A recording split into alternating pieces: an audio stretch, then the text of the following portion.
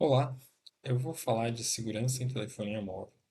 E a telefonia móvel está no contexto das redes sem fio, que se caracterizam pelos dispositivos não estarem cabeados, né, eles podem se encontrar livremente em diferentes locais, né, eles são portáteis. E a natureza dessas redes, ela permite alguns tipos de explorações de vulnerabilidades mais proeminentes do que comunicações cabeadas, né? Por exemplo, espionagem, todo o sinal sendo propagado, ele pode ser recebido por qualquer receptor no mesmo ambiente. Também congestionamento, que está relacionado, por exemplo, ao ataque de negação do serviço. Um ponto de acesso pode, por exemplo, ser bombardeado com pacotes mais facilmente, né? Só direcionar, não precisa ter nenhum tipo de instalação junto ao cabeada que faça a conexão com o ponto de acesso. Sem contar também que os dispositivos eles podem estar em locais, em áreas hostis ou remotas, então tem um risco de ataque físico maior, né?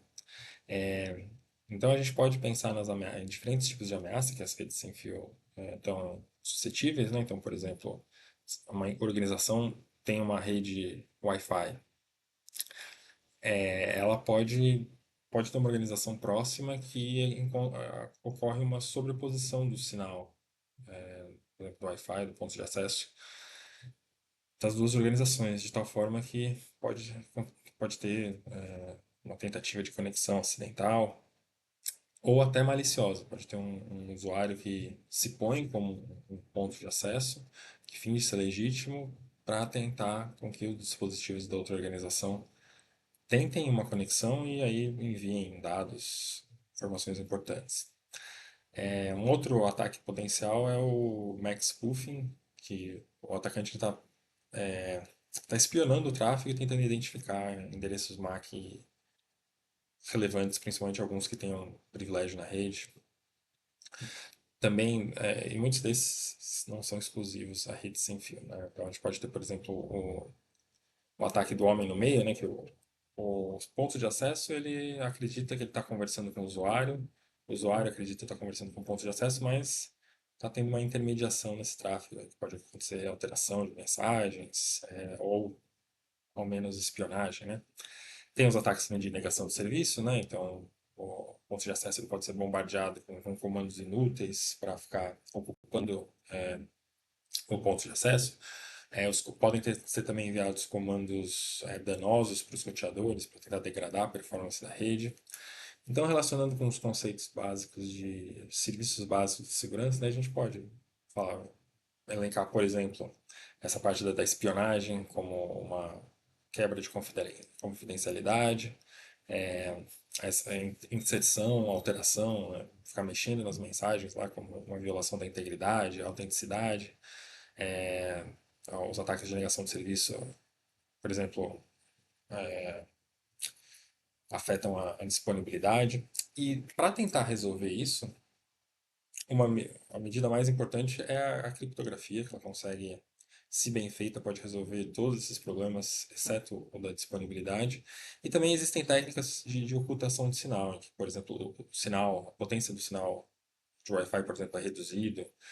Os pontos de acesso eles podem ser colocados no interior da rede, minimizando o quanto vaza para o ambiente exterior, né, pelas paredes. Podem ser usadas antenas direcionais. O ponto de acesso pode ser configurado para não emitir o nome da rede Wi-Fi, né? E agora falando especificamente de telefonia móvel, não precisa muito realçar o quão importante, o quão presente na nossa vida os telefones estão, né, os celulares, já há algum tempo. Então, por exemplo, a maioria das interações com as empresas é muito intermediado pelo telefone, né? Serviços, a gente quer acessar o banco, acessar streaming, qualquer tipo de entretenimento. O celular também é muito utilizado para autenticação. Qualquer autenticação que você vai fazer, é muito provável que acabe precisando usar o celular. E pela natureza desse, desse sistema, né? Ele está bem vulnerável a tentativas de espionagem, de controle, agências governamentais, por exemplo. E A gente já tem mais linhas de telefonia celular que pessoas, né? Então no mundo é muito presente, no Brasil também não é diferente. E os- a telefonia móvel ela se origina da telefonia fixa e já tinham vários tipos de fraudes, de ameaças, de vulnerabilidades que eram exploradas desde o do começo da telefonia móvel. Estou pensando historicamente, dá para pontuar alguns casos interessantes. Por exemplo, nos anos 50 era comum haver fraude no pagamento de ligações, porque tinha na central telefônica tinha um operador que ele esperava o som de uma moeda caindo, que indicaria o pagamento foi feito, né, o pagamento por ligação. E aí era possível para as pessoas mal intencionadas tentar imitar esse som para enganar o operador e conseguir fazer ligações de graça. Tinha também os phone freaks desde os anos 60, que nas linhas telefônicas os sinais os sinais tanto de sinalização quanto de comunicação em si, eles trafegavam no mesmo canal. Então, eles descobriram formas de imitar esses canais, esses sinais de sinalização, por exemplo, indicando que a linha estava livre para realizar uma chamada. Eles conseguiram fazer uma engenharia reversa desses sistemas de tons usados para conseguir subverter o sistema e eles conseguiam fazer ligações de graça. E é muito relacionado com o começo da cultura hacker, né? Quando ocorreu a separação em canais diferentes de sinalização e comunicação, aí esse tipo de fraude não funcionava mais, novas fraudes surgiram. Uma outra forma era simplesmente a conexão de um telefone, colocar um cabo lá de um telefone na linha de outra pessoa, né? E isso era visado especialmente porque as ligações internacionais na época elas eram muito caras e tinha vários interesses diferentes que as pessoas poderiam ter para fazer isso, né? Por exemplo, uma pessoa podia estar desconfiada que a sua linha pessoal estava grampeada, e aí isso poderia ser uma forma de você se comunicar sem estar alguém espionando lá, né? Grampeando, escutando o que você está falando. E era um ataque também que muitas vezes não tinha o reconhecimento e a colaboração para a investigação das operadoras, né, das companhias telefônicas. Porque tanto seria uma forma de admitir uma falha, né, quanto isso também era uma fonte de receita para eles, né, pessoas fazendo ligações, né, outra pessoa ia pagar, mas sempre a companhia ia receber, né. E E a autenticação nesses sistemas era baseada numa cifra de bloco fraca, era feita pelo protocolo DSCT e era fácil de quebrar, assim como a confidência, o serviço de confidencialidade também era trazido por esse protocolo que usava, no caso, uma cifra de fluxo fraca. Então, se você realizasse 2 elevado a 34 testes diferentes, você conseguiria quebrar conteúdo da mensagem. Então, com computadores bem fracos, você consegue fazer isso em segundos ou menos, né? E era um protocolo baseado naquela ideia de que algoritmo seguro é algoritmo secreto, mas ele foi descoberto, quebrado e desde então a recomendação, nesse caso principalmente, é o uso do AES, que é o algoritmo mais seguro. Então, pensando na segurança das redes de segurança em telefonia móvel, a gente pode pensar em quebrar em segurança especificamente de redes e a segurança dos dispositivos, né? Então, preocupações relativas à segurança de rede envolvem, por exemplo, essa questão de grampos telefônicos, os ataques de troca de SIM, né? Que um atacante ele consegue atrelar um número para o SIM card na posse. Ele consegue atrelar o número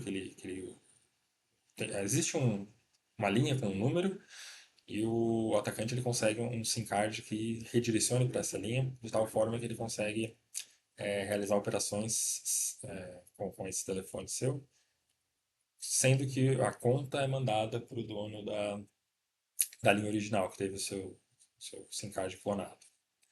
É, e existem várias formas de tentar coibir isso. Nos casos mais atuais é comum acontecer colaboração com operadoras nesses casos, né? Inclusive quando há alguma pressão, por exemplo, governamental para que exista esse tipo de ação, né? Uma outra forma de segurança é a segurança dos dispositivos móveis em si, que está preocupado com, por exemplo, aplicações maliciosas, com malwares em geral que residem nos aparelhos, né? No começo da telefonia era muito comum a preocupação estar mais centralizada na segurança das redes. Hoje em dia é bem mais voltada para a segurança dos dispositivos, preocupação com os malwares. E a telefonia móvel, ela sofreu um processo histórico evolutivo que é comumente segmentado em gerações, né? Então, atualmente a gente está no 5G, mas é uma história que vem desde os anos 80, mais ou menos. E o 1G, né, ele ainda era uma forma de comunicação analógica, as formas posteriores seriam todas digitais, não havia nenhum tipo de suporte aos dados, e a principal característica de segurança é que a comunicação era feita às claras. Então, qualquer interessado ou atacante com um receptor de rádio podia escutar a conversa, né? O número de série dos aparelhos trafegava de forma desprotegida e essas características fazem com que era muito mais fácil realizar a interceptação da comunicação, a clonagem do telefone. Até foi criado um negócio, como existia um negócio de se tentar vender telefones clonados e tinha um público muito grande, principalmente pelo fato das ligações internacionais serem bem caras. Também era comum um hackeamento de telefones para poder, você não precisar usar o seu telefone, que podia estar comprometido. Também era uma rede que se caracterizava por ser mais difícil rastrear quem estava fazendo a ligação, né? Então permitia um certo nível de anonimato. E também existiam ataques de falsas estações base. Então, uma estação base ela se apresenta para os celulares como legítima, como capaz de receber e processar e enviar para o núcleo da rede o sinal, mas muitas vezes poderia acontecer de um ataque da rede da estação ser falsa, né? E aí conseguir obter dados sensíveis importantes. A segunda geração, então, foi a primeira geração digital, e aí tinha um suporte básico a serviços de dados, né? Por exemplo, SMS, e também era baseada naquela ideia de que os mecanismos de segurança devem ser secretos, mas eles foram descobertos tanto por vazamento quanto por engenharia reversa. Então, dá para a gente pensar na estrutura da telefonia móvel na época do 2G. A gente tinha aparelhos que se conectavam a uma estação base. Esses aparelhos tinham um smart card, né, o SIM card, e eles se comunicavam com a estação. E a estação processava o sinal e enviava para o núcleo da rede, onde existiam algumas bases de dados. Por exemplo, a base de dados com a localização dos móveis da operadora, o HLR, e os móveis que, que a operadora está prestando serviço, mas não são necessariamente delas, que é o VLR, né? Então é o caso do roaming. Você está num local que a sua operadora não tem cobertura lá, mas os usuários dela não ficam desprotegidos porque ela tem algum acordo com outra operadora, né? Então, você está realizando, nesse caso, você estaria realizando o roaming. O seu smart card, o seu SIM card, ele contém dois números: o IMSI, que é o identificador do número telefônico, e uma chave de autenticação do usuário de 128 bits.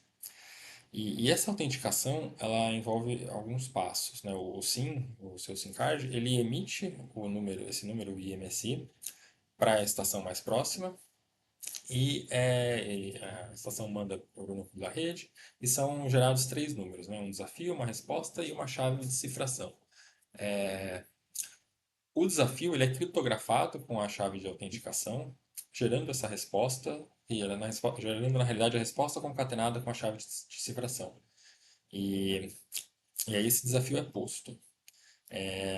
Inicialmente era usado o algoritmo COMP 128, que era um algoritmo não muito bom, ele apresentava baixa difusão. Atualmente, para esse tipo de comunicação, o AES é utilizado. Então, o desafio era apresentado, é, e aí o SimCard tinha que realizar o cálculo para chegar na resposta. Se elas coincidiam, então a autenticação estava feita e a comunicação poderia acontecer mediante essa chave sendo cifrada por essa chave de cifração. Mas tinha um problema que a estação não era autenticada, né? O móvel se autenticava a estação, mas não o contrário. Então era comum ter estações falsas para tentar fazer com que os móveis tentem se conectar a ela e acreditem que é uma estação real. Isso talvez não era tão pensado no começo da rede, porque o custo o custo para a instalação de uma estação, tanto quanto o espaço necessário, eram muito grandes. Atualmente não é. E, e um outro problema desse mecanismo de autenticação nas redes 2G é que o tráfego interno no núcleo da rede ele era muitas vezes feito às claras, né? Então poderia ter interceptação, por exemplo, por agências de inteligência interessadas e poderia ter acesso a esses desafios, essas chaves. Em termos de confidencialidade, os pacotes eles eram criptografados, né, com Shorem com uma sequência pseudo-aleatória gerada a partir da chave de cifração e do número do pacote. Inicialmente eram usados algoritmos A51 e A52, que eles eram inicialmente secretos e muito facilmente quebráveis, né? Então, foi uma época que costumou ter muito por parte, principalmente das grandes potências, a instalação de antenas em cima das suas embaixadas, explorando essas vulnerabilidades para captar o tráfego local. Foi introduzida uma cifra mais forte, né, o A53, conhecida como Kazumi, que virou o padrão no 5G, no 3G, mas não, não foi o suficiente para resolver todos os problemas, porque principalmente no estágio inicial existe uma negociação do algoritmo que é feita às claras, né? E, então, entre a base, a estação base e o celular. E essas estações base falsas elas poderiam fazer com que exigir que o celular retornasse e utilizasse um certo algoritmo, né? E aí poderia ser quebrado. E e essas vulnerabilidades permitiam até que as conversas fossem gravadas de formas criptografadas para depois que fosse obtida a chave de cifração, fosse decifrada, você poder voltar e decifrar o conteúdo da conversa, né? Então, isso, por exemplo, estava relacionado a muitos problemas de espionagem, né? Já teve um caso famoso durante as Olimpíadas da Grécia de 2004, que várias figuras importantes do governo grego, inclusive o primeiro-ministro, eles tiveram seus telefones grampeados, e aí nesse caso foi um escândalo grande que teve auxílio, né, teve no mínimo permissão da operadora, no caso, a Vodafone, e a empresa responsável pela estrutura de telefonia móvel, né, tanto a estrutura das estações base, das bandas de base, estruturas do núcleo da rede, que era a Ericsson. No 3G, a gente tem taxas de velocidades maior, e foi mais ou menos lá na época de 2003, e ela se baseou naquele algoritmo que surgiu na época do 2G, que foi, em termos de confidencialidade, que foi o A53, que era um algoritmo que não se baseava mais naquela ideia de o algoritmo tem que ser secreto para ter uma confiabilidade boa, para não ser quebrável. E ele é forte, seu algoritmo é público e até hoje pode ser usado para garantir confidencialidade da comunicação. E aí, nas redes 3G, tanto os dados de sinalização quanto os de conteúdo eram criptografados, né? A preocupação não era mais exclusiva em se criptografar apenas o conteúdo. E também não se limitava a comunicação entre o dispositivo e a torre, né, e a estação. Também se realizava a criptografia além da estação, né, para dentro do núcleo da rede. Em termos de autenticidade, a autenticação não era mais apenas do móvel para a estação, também era da estação para a rede. A ideia era impedir essa ideia de esse golpe de existir falsas estações, mas existe um mecanismo nos celulares de fallback, né, que é uma regressão para para uma geração anterior, né? Então, por exemplo, seu celular pode ter acesso 5G, mas se você está numa região que não suporta o 5G, mas tem 4G, existe e você, por exemplo, começou uma ligação 5G, né, no local onde você estava inicialmente, tinha o 5G, mas você se deslocou, por exemplo, e só tinha o 4G, então existe um fallback. Mas o protocolo do 3G especificamente é o AKA de autenticidade, que é um protocolo muito bom, um algoritmo que não existe nenhuma vulnerabilidade conhecida, e ele é parecido com, a ideia geral é parecida com o da autenticação do 2G, mas envolve uma chave de confidencialidade, uma chave de integridade, uma chave de anonimato. O 4G, ele foi a primeira geração em que tanto dados quanto voz trafegava na forma de comutação de pacote. Então, nas gerações anteriores, o que fosse de voz trafegava via comutação de circuito, que fosse dados de pacote. Agora, tanto voz quanto dados vinham por comutação de pacote, né? Então, tinha aquelas preocupações, por exemplo, que a comutação de pacote, as formas de comutação de pacote, você que não garante que o serviço será realizado, né, que o pacote poderá ser enviado, mas tem muitas outras vantagens que fazem com que seja desejável a utilização, né? Por exemplo, permitir muito mais tráfego. E no 4G, em termos de confidencialidade, a criptografia ela volta a ser apenas entre o aparelho e a estação base, né? Pode ser visto como uma forma de afrouxamento do serviço de segurança, mas está num contexto em que muito da comunicação é feita via aplicativos, né? Então você usa até para ligações, para mensagens, normalmente são feitas através de aplicativos, e é muito comum os aplicativos realizarem na camada de aplicação a criptografia. A autenticidade no 4G ela era similar ao protocolo AKA do 3G, que era um protocolo forte. E aí dá para elencar alguns problemas da tecnologia do 4G, né? Por exemplo, a identidade do equipamento, ele trafegava as claras, então poderia ser visto por agentes interessados.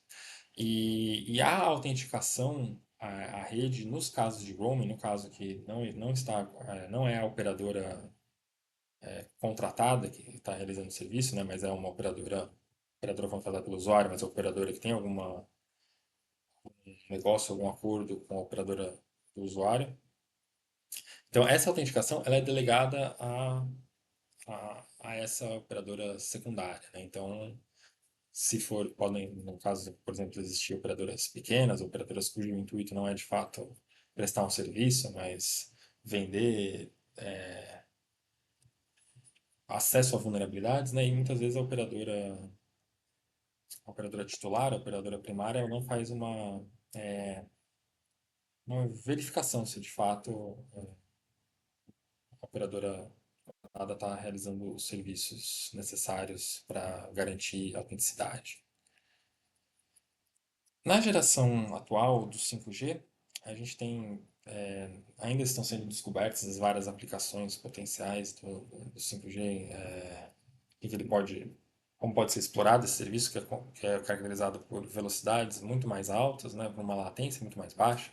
A gente pensa, por exemplo, em jogos online, em cirurgias, dá para realizar cada vez mais cirurgias à distância, em que um médico ele opera equipamentos que, pela baixa latência, alta precisão, a cirurgia pode ser realizada. E existem modos diferentes do 5G, né? Se a gente está pensando no non-standalone, ele é muito parecido, os seus serviços são muito parecidos com o do 4G, porque ele está reutilizando a infraestrutura, as estações, o plano de controle do 4G. E aí a gente obtém um 5G puro mesmo no standalone. E aí o 5G ele é caracterizado por trabalhar o 5G puro, né? Em faixas do espectro eletromagnético muito mais altas. E então tem frequência, tanto a largura de banda ela é maior, ela permite mais capacidade, mas também ela trafega, por se utilizar de ondas de maior frequência, o seu sinal não consegue se propagar tanto. Então, existe uma necessidade de ter uma densificação de rede muito maior, né? Muito mais antenas espalhadas, muito mais estações. Então, por exemplo, um usuário trafegando, ele pode precisar fazer várias autenticações com, com as estações num período curto de tempo. Então, os protocolos de autenticação eles precisam ser rápidos, né? E aí o 5G, a identidade do equipamento trafega de forma criptografada, né? Tem esse avanço em relação às tecnologias anteriores, mas ainda existem preocupações relativas ao fallback para gerações de telefonia anteriores, em que o telefone estaria vulnerável às fraquezas encontradas nos protocolos anteriores, né, das gerações mais antigas do que o 5G. E mais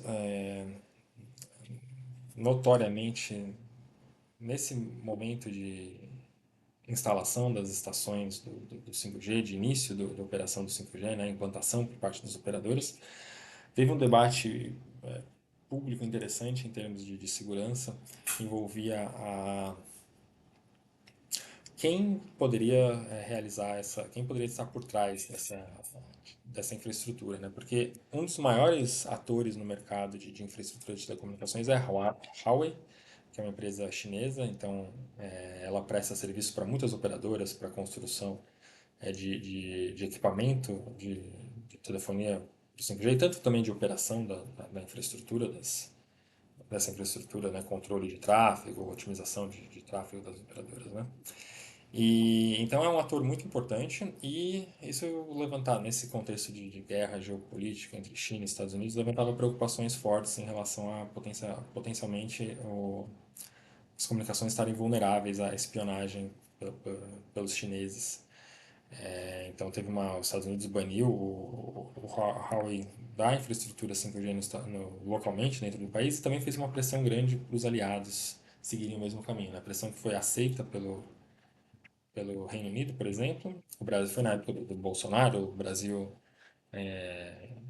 teve algumas ameaças de fazer isso, mas a Huawei já está muito arraigada nas operadoras, né? É um mercado com poucos atores, então as operadoras também fizeram uma pressão para isso não acontecer, alegando que poderia aumentar os preços para os clientes, né? Seria um fornecedor a menos para as operadoras, sem contar toda a necessidade de contratual que já existia com a Huawei.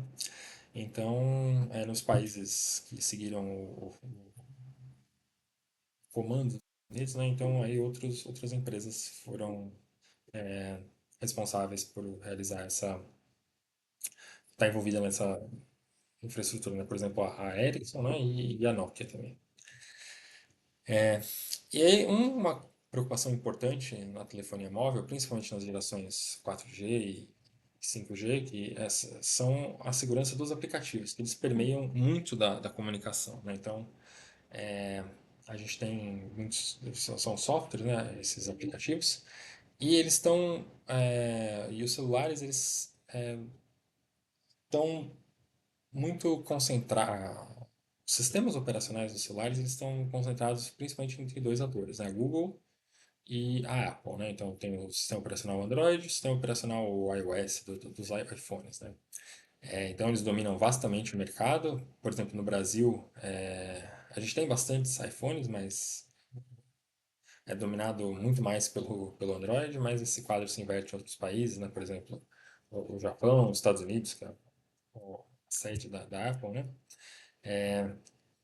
E isso já vem já há muitos anos, esse domínio do mercado dessas duas empresas, né? E E para trazer mais importância ainda para esse cenário, a gente tem o fato de que muito do acesso à internet atualmente ele é feito por aparelhos móveis, né? Então, cada vez mais os celulares são os atores que estão majoritariamente fazendo o acesso à rede. Então, vamos dar uma olhada nos ecossistemas dos sistemas operacionais, de como funcionam os aplicativos para o Android e para a Apple, né? Então, o Android, ele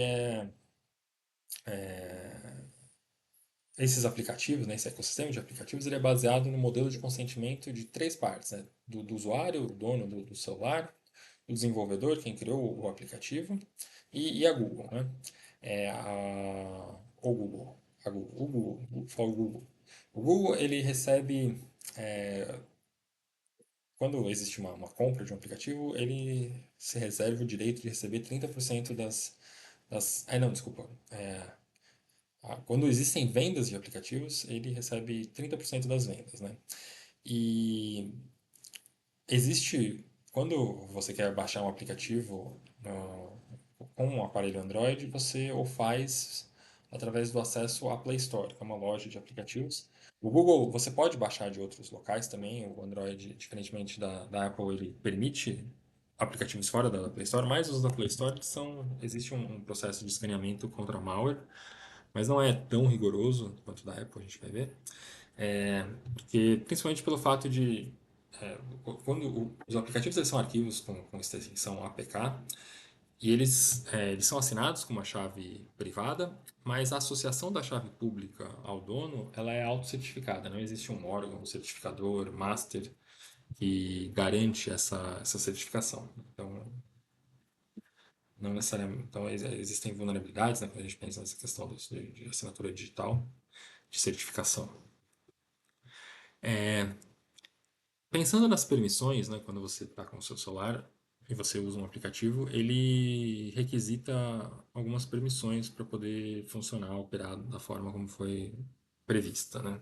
Ou muitas vezes também abusando disso, mas e uma permissão que o Android não delega ao usuário é o acesso à internet pelos aplicativos, né? Então você pode ter aplicativos banais, algum joguinho offline, mas que ele quer ter acesso à internet e o usuário não é delegado ao usuário o direito de negar isso.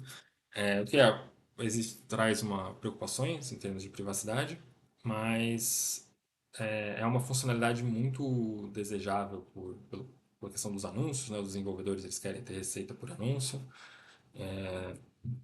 então não é algo que o Android, dado todo esse mercado, o Android não quis conceder esse tipo de privacidade, né? O usuário pode tentar subverter isso utilizando aplicativos de firewall para bloquear o acesso dos aplicativos da internet, mas é raro os usuários fazerem isso.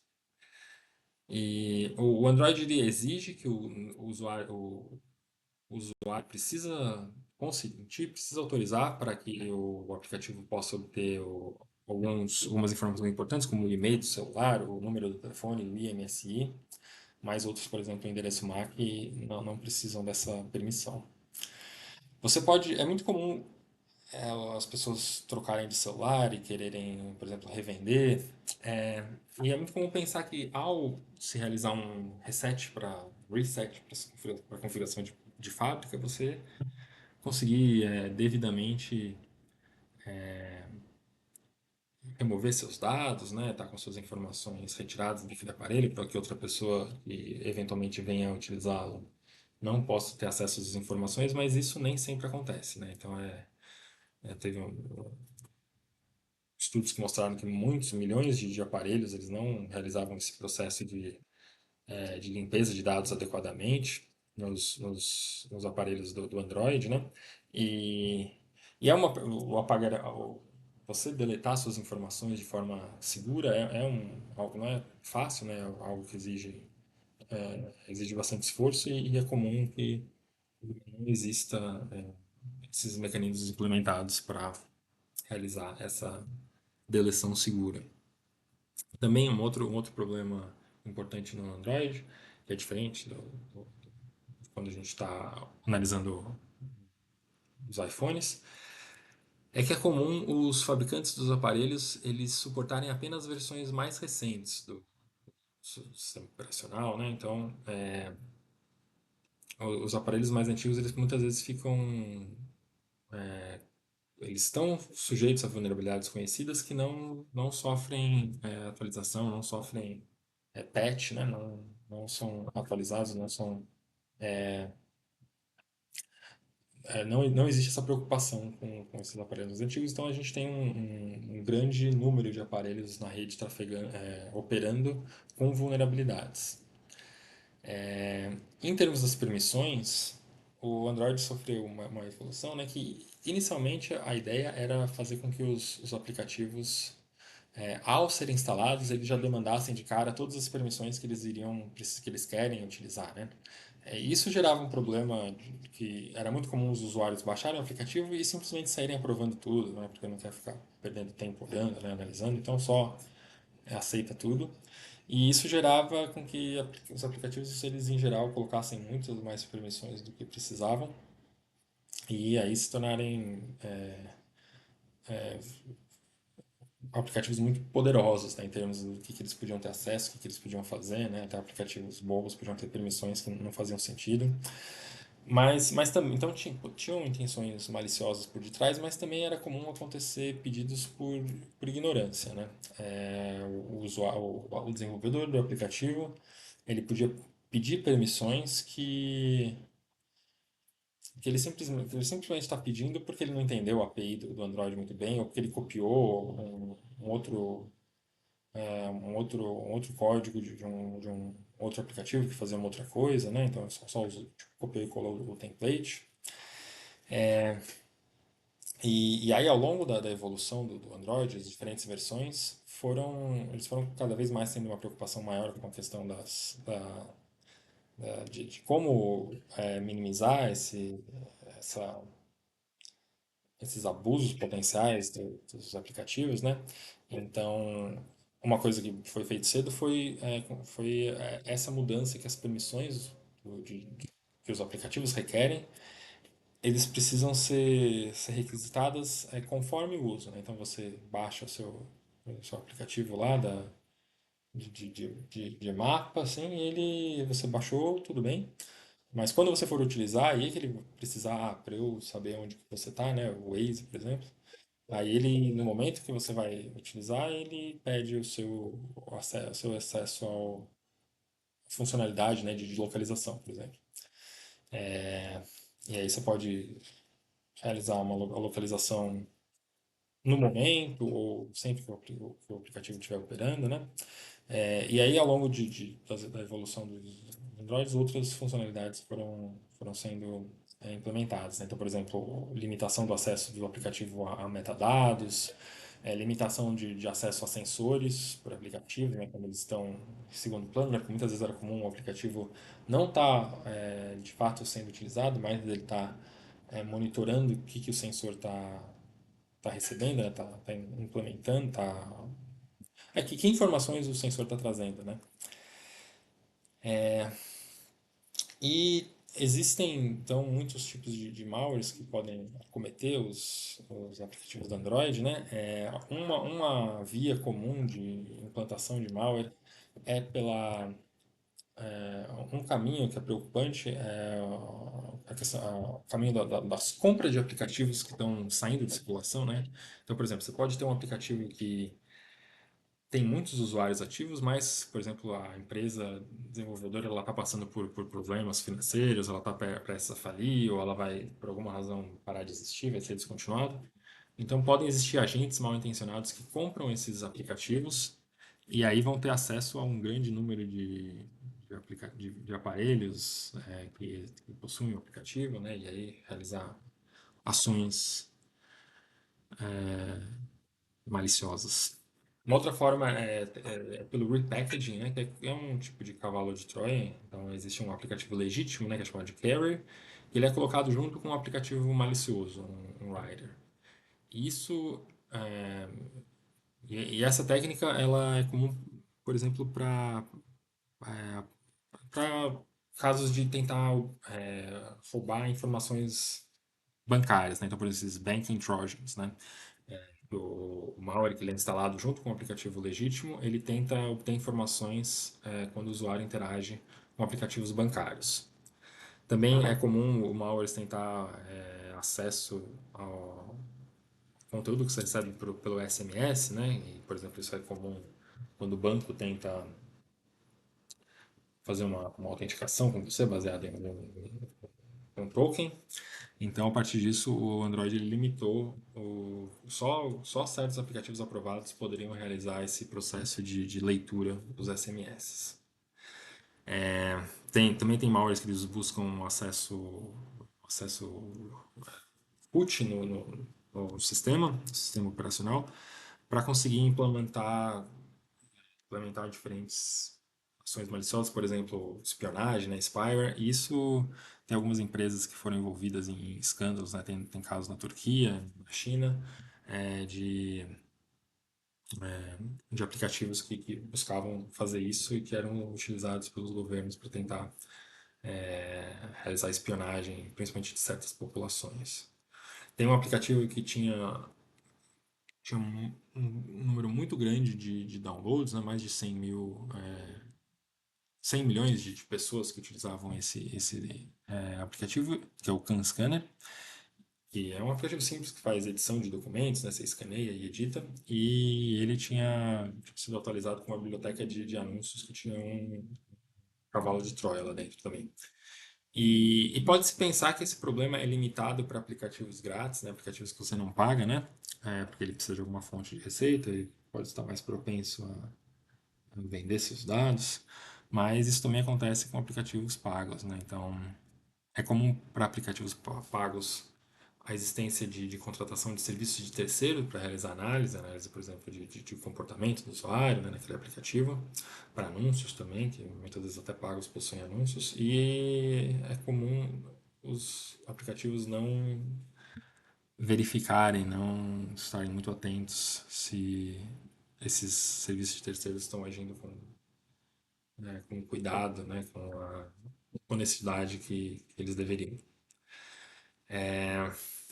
Também tem um problema grande de aplicativos pré-instalados. Quando você compra um celular, é comum ele vir com muitos aplicativos já baixados, pré-instalados, né? Que muitos deles não estão disponíveis na Play Store, se você quiser baixar. É comum o Android dificultar a sua desinstalação, né? E tem muitos casos em que esses aplicativos estão envolvidos em esquemas de coleta de informações pessoais, né? Foi feito um estudo que mostrou que 74% desses aplicativos que não estão disponíveis na Play Store, eles não sofrem atualização, muitos sem obter patch por mais de 5 anos. Então essa é uma preocupação grande e comum quando a gente pegar um celular, baixar ele, baixar não, a gente comprar um celular e já vir com um grande número de aplicativos, muitos deles que o usuário não sabe para que serve. Também tem uma fraude que é um tipo de fraude comum, mas que teve um caso importante em 2018, em que os aplicativos, quando você baixa um aplicativo, você pode tentar descobrir de onde veio ou qual outro aplicativo ocasionou que o seu aplicativo fosse baixado. E aí você passa uma tarifa, uma comissão, né, para o aplicativo que gerou o download do seu aplicativo. E aí tinha muitos aplicativos muito populares que manipulavam esses caminhos de tal forma que os novos aplicativos acreditavam que tinham sido eles que geraram o aplicativo e pagaram essa comissão. Então é o fenômeno do click injection, mas não era real. Agora, olhando para a Apple, é, eles têm um ecossistema de aplicativos bem mais fechado, com controle de acesso mais rígidos. Então, é mais difícil realizar estudos sobre ele, mas é um ecossistema mais preocupado com a segurança, né? Então, a gente tinha aquele caso de assinatura digital, a certificação ser feita no caso do Android, ser auto-certificada, no caso da Apple não, é a Apple que realiza essa garantia, né? Então eles têm um cuidado bem maior.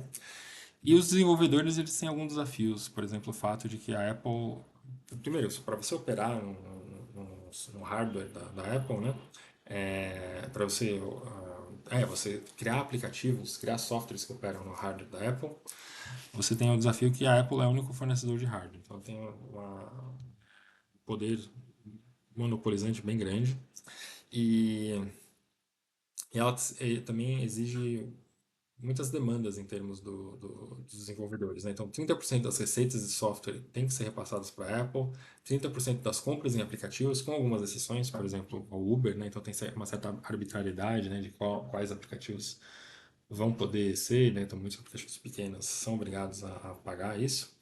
E, além disso, para você poder operar, né, na loja de aplicativos da Apple, você precisa de uma licença de US$ 99 por ano. Eles realizam um processo de verificação de aplicativos bem mais rígido comparado com o Android, né? Então existem testes de segurança automatizados, existe revisão manual, os desenvolvedores eles são obrigados a usar uma API pré-definida. É, existe uma preocupação muito maior contra malware, né? Nesse contexto de tentar zelar pela segurança do ecossistema, né? Então, porque também são fontes de receita perdidas pela Apple.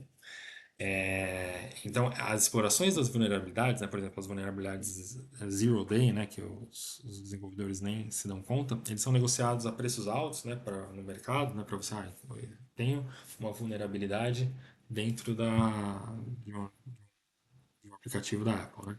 Então, eles são negociados a preços muito altos, muito valiosos e costumam rapidamente sofrer patch pela Apple. Uma outra forma de abuso é a busca de remover restrições, né? Por exemplo, restrição de instalação de softwares através de explorações de escalonamento de privilégio, chamado de jailbreaking. Então, se você consegue fazer isso, então fica liberada a funcionalidade de instalar aplicativos quaisquer nos iPhones, que obviamente não é visto com bons olhos pela Apple. Então isso costuma sofrer patch rapidamente, né? Então se você tem um iPhone é mais difícil conseguir aplicativos alternativos, né? Uma coisa que a Apple faz para facilitar esse processo, né, todo esse ritual de revisão de aplicativos, é conceder certificados para certas empresas que elas são fidedignas e elas podem pular esse processo de revisão. Mas isso também gerou alguns problemas, né? Então, por exemplo, tem casos de empresas que abusaram desse privilégio, né, para colocar, utilizar, inserir funcionalidades de espionagem, né, e fugir desse processo de revisão da Apple. Em termos das permissões, também sofre do mesmo problema do Android de não permitir ao usuário bloquear o acesso de um aplicativo à internet. A funcionalidade de você colocar firewalls para tentar burlar isso é mais difícil nos iPhones, né? Então, os mecanismos de privacidade deles, nesse caso, atrapalha a privacidade do usuário, né? Tem controles muito mais rígidos, né? Um aplicativo não pode nem ver, muito menos bloquear outros aplicativos. E os firewalls eles podem, no máximo, bloquear acesso a servidores específicos, né? E também tem um processo de evolução das versões do iOS que mais funcionalidades de segurança e de privacidade foram sendo implementadas, né? Então, por exemplo, no iOS 13, essa questão da localização, a permissão de localização, ela mudou de simplesmente permitir localização para, se o usuário definir se ele quer permitir uma vez ou permitir toda vez que está utilizando o aplicativo. Outras, por exemplo, de identificação para anunciantes, né? Inicialmente o usuário ele deveria, por padrão, ele optava, né? Ele aceitava isso. Então, se ele quisesse, ele entrava nas configurações e optava por não mais aceitar, mas aí mudou, né? Então o padrão era ele não aceitar e se ele quisesse ele aceitava. Isso foi um golpe forte nas campanhas de anúncio, né? Então, por exemplo, para realizar rastreamento dos indivíduos, de quão efetivo está sendo essas propagandas, isso ficou dificultado. A Apple ela é mais vigorosa em remover da sua plataforma aplicativos que violem políticas internas, né? Então, por exemplo, eu tenho um exemplo interessante em Hong Kong, nos protestos de 2019, era comum foi criado um aplicativo de crowdsourcing que os usuários compartilhavam localização de policiais para tentar deixá-los mais protegidos da coerção estatal, né, da repressão aos protestos. E a Apple rapidamente retirou esse aplicativo do ar, né, por violar as normas internas, por exemplo, privacidade dos policiais. É, e, e isso foi muito criticado, né, principalmente pelo Ocidente, que via com bons olhos esses protestos, né? E o Android, né, o Google, ele manteve o aplicativo no ar, mas o iPhone tirou. Num caso que tanto o iPhone, tanto a Apple quanto o Google coincidiram, foi no contexto da pandemia, em que muitos governos tentaram alternativas de tentar conseguir rastrear pessoas e quem elas tiveram contato imediato, contato próximo, pelo fato de que se uma fosse infectada com coronavírus, poderia rapidamente ser enviados alertas a outras pessoas que tiveram contatos para ficarem em quarentena mais rígida, não?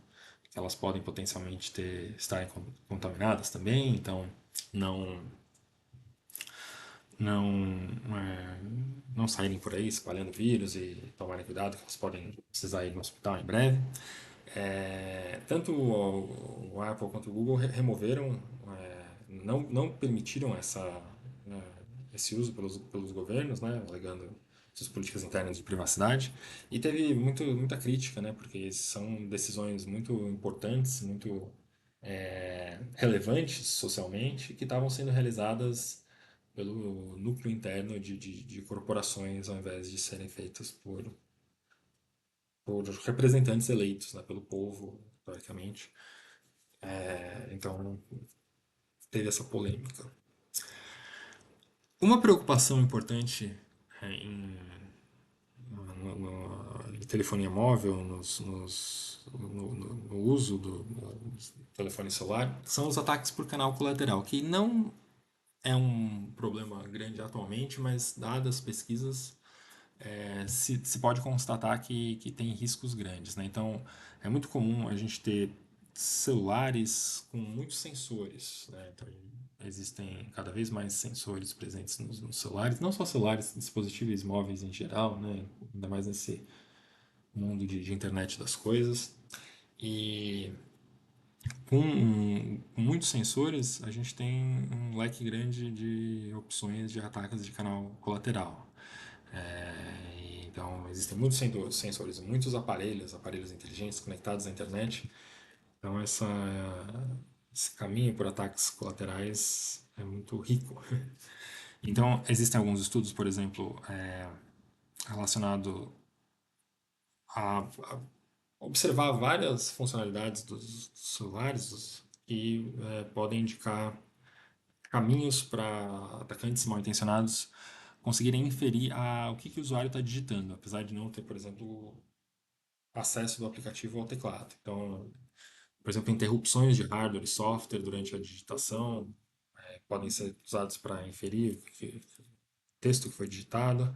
O uso do acelerômetro, né, quando você digita, existe um certo balanço específico do seu celular que deixa mais propenso tentativas, né, por exemplo, usar a inteligência artificial para tentar prever os padrões de digitação, e tem estudos que mostram que tem resultados promissores em termos de descoberta dos pins do que foi digitado. Também você pode usar o acelerômetro, o giroscópio, é, a câmera, né, conforme você digita, o seu celular ele vira, ele rotaciona de uma certa maneira, que pode ser usada para tentar prever o que o usuário está digitando. Tem estudos que juntaram isso com o microfone para permitir boas inferências. Então é um risco grande que existe no, no mundo dos celulares que precisa estar na mente de pessoas preocupadas com segurança, principalmente para o futuro, dado esses resultados. E aqui são algumas das referências bibliográficas utilizadas. Muito obrigado.